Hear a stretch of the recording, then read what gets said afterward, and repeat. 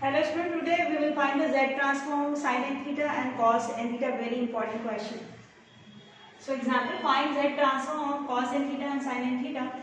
इसको निकालने से पहले हमें e raised to i theta का फॉर्मूला याद रखना है. e raised to i theta cos theta plus i sin theta raised to minus i theta, इस तरह से होगा cos theta minus i sin theta. इस तरीके से इसको i n theta होगा cos n theta plus i sin n theta. i के बाद जो भी एलिमेंट है वो sin cos के साथ लगाना है. अब cos n theta sin n theta का z निकालने के लिए हम लोग सिर्फ निकालेंगे z of e raised to i n theta, दोनों का ही निकल जाएगा. तो हम लोग क्या करेंगे, e raised to i theta raised to n इसको लिखेंगे, e raised to i n theta को इस तरह से लिखेंगे. अब इसको मान लो ये आपका पास जो e raised to i theta है ये a है, तो ये a raised to n बन गया. हमारे पास फॉर्मूला है z of a raised to n का, it is z upon z minus a. c के अकॉर्डिंग इसको समान करेंगे तो z upon z minus e raised to i theta. अब इसको क्या करेंगे, मल्टीप्लाई करेंगे ये क्वांटिटी को z minus e power minus i theta से ऊपर नीचे, और फिर इसके बाद z से दोनों को मल्टीपल कर दूँ तो z square minus z into e power minus i theta. नीचे भी आप करें मल्टीपल पहले z से, z square minus z e power minus i theta, अब माइनस इस power theta into z minus इस power i theta into z, ये आ गया आपको ये, फिर माइनस माइनस प्लस ये power i theta into e power minus. ठीक है, अब नीचे से माइनस z कॉमन लेगा, ये क्वांटिटी बनेगी e raised to minus i theta plus e for i theta, या फिर ऐसे लिखे e raised to I theta plus e power minus i theta, ये होगा e raised to 0 हो जाएगा 1. ठीक है, अब क्या करना है आपको, e raised to minus i theta ये लिखा है cos थीटा माइनस आई sin थीटा, इसकी जगह पर रख दो.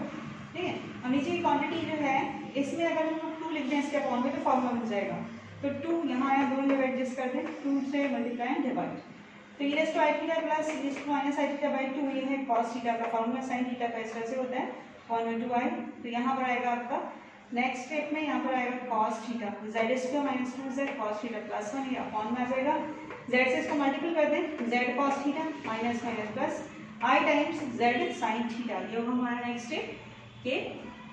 ठीक है, अब क्या करें, i वाला पार्ट और जिसमें i है इसको अलग कर दें, तो z square minus z cos theta upon में लिखेंगे z square 2z cos theta plus 1 plus i z sin theta upon same denominator. ठीक है, अब इक्वेट कर देंगे रियल एंड इमेजिनरी पार्ट. ये रियल पार्ट है, ठीक है, तो दिस ये z of cos n theta हो जाएगा z square minus z cos theta, z square minus 2z cos theta plus 1, and imaginary part करेंगे तो i को छोड़ देंगे, z transform sin n theta क्या रहेगा z sin theta upon z square minus 2z cos theta plus 1. इस तरीके से हमें मिल गया finally z transform for cos n theta and sin n theta का आंसर.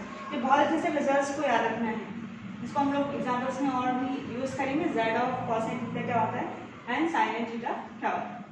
अब क्या करें, यहाँ से थीटा की जगह पर 90 डिग्री रख देते π/2 दोनों जगह पर, तो क्या होगा देखो लेफ्ट राइट में cos n π/2 z square minus z π/2 cos π/2 आ जाएगा π/2 सर से. बट cos 90 होता है हमारा 0. ठीक है, तो ये हो जाएगा 0, मतलब ये फैक्टर चल जाएगा, ये पूरा चल जाएगा, तो z square z square plus 1 आ गया.